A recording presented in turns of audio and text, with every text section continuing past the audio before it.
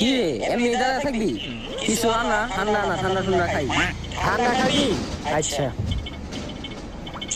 কারে পারামু ঠান্ডা আনতে? হাসান রে পাড়া হাসান তুই যা ঠান্ডা আনতে।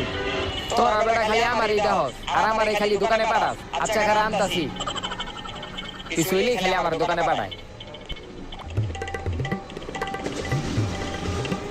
হ্যালো ঠান্ডা লইছি হাসান তুই যেহেতু কষ্ট করে আনছস তুই আগে ভেঙ্গা খা এরপর আমরা খাইতাছি আচ্ছা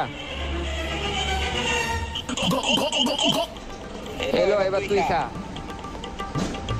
এলো না তুই খা এলো খা এলো পয়সা খা।